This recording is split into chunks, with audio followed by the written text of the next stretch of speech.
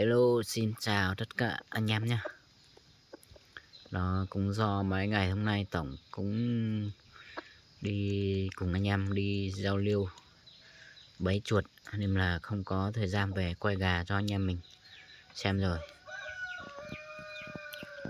Hôm nay quay hai con gà tơ F2 và FX cho anh em mình cùng xem nhé.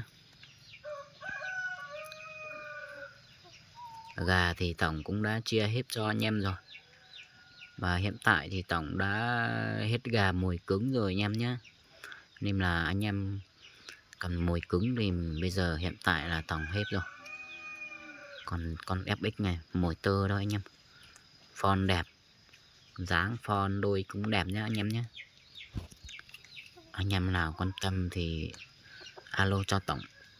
Tổng sẽ chuyển nhượng con mồi tơ má đỏ ở giữa nhá anh em nhé. Còn con F2 này Tổng sẽ để cho nó gáy thảo rộng đã. Con F2 này vẫn đã gáy rồi, đã có rộng rồi anh em nhé. Nhưng mà Tổng sẽ để cho nó gáy thạo rộng rồi Tổng thả làm nọc anh em nhé. Này con FX này đôi xẻ quạt, đôi kiếm nó chưa hết nha anh em nhé. Còn đôi kiếm hết là nó sẽ đẹp hơn. Đôi xẻ quạt form đẹp nè.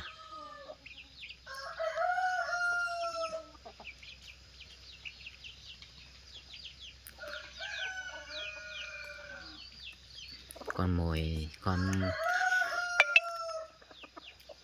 F2 này của mình mã vàng nha anh em nhé.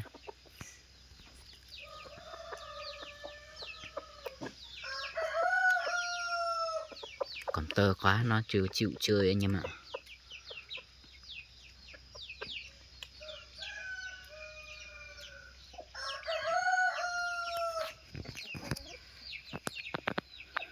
Nhớ dòng tần thọ trâu ấy trông cứ tiếp không gì mà sợ đời nữa vậy. Tại sao nó chỉ cái mỗi phải trâu nê tả nữa chỉ chuối tổ cái của theo khi bị tê đi cái tà lại tê tê lên này rõ nó này. Chúa o tụ nọ sao nữa. Chúa tụ nọ ya cứ tụ cái chỗ o nhị khói bí khá trời họ của khó số thọ ta kỳ sao nữa vậy. Tụ nọ chỉ chia nhớ rõ chế sao nữa. Họ tụ cái đi ở cái san rã này. Chả phong gì cái tin sau đời lên thì nhẹ nó là của bộ lên phái trong này nữa cho tụ san rã sẽ này bộ nhẹ chứ. Số của chỉ dinh thì dòng cờ theo tồn đó nè nhon tại tụ nhẹ xí nó vậy. Tụ nó chỉ chỉnh tao chuột khá thể nó một kênh chờ lâu rồi chứ chua theo hả hơi hơi chỉ như dinh chỉ cá và hành trâu gì nó vậy nè.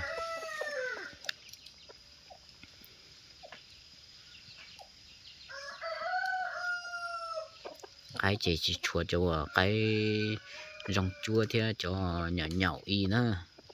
Tụ nó mà chỉ to một đi nữa tụ cái đi sang đó nè.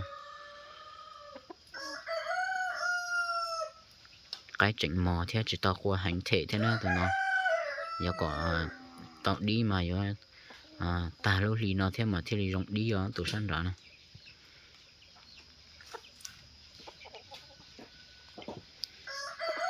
Mất tiền để chế nó chỉ tụi lâu lâu cũng mất cho cái tuổi ít thành là mất tỏ gì nhìn chỉ cho cá thể nữa tụi nó giờ còn những cá thể mà muốn chia đi được khó có sắp bỏ tụi lâu lâu mà theo đi cá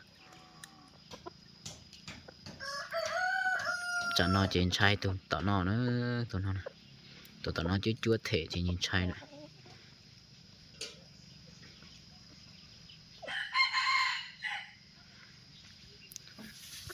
Chả phong gì là chế là bỏ cũ là chỉ học ba mùa cháu cũng cho YouTube thế nữa vậy.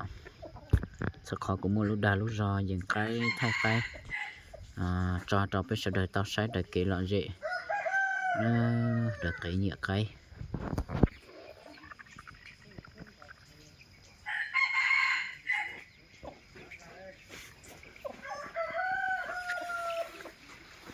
mua đấy.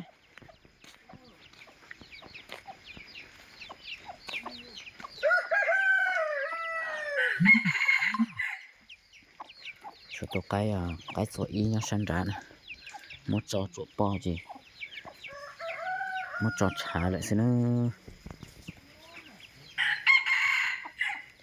có dòng hành nữa, tôi cái sổ y nào,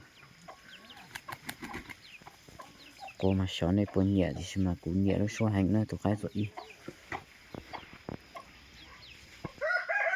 mỗi bây giờ phong gì này cũng tay tay thì xem mà cho còn đi ui yêu ra mình nhựa cho nó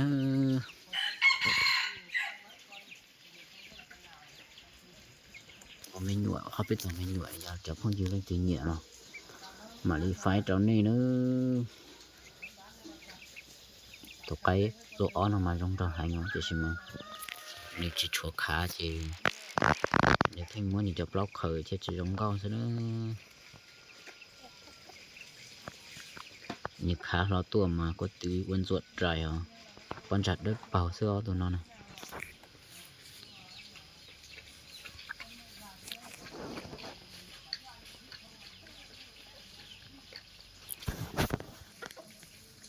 rồi tổng sẽ xin kết thúc video tại đây. Chúc anh em xem video vui vẻ nhé.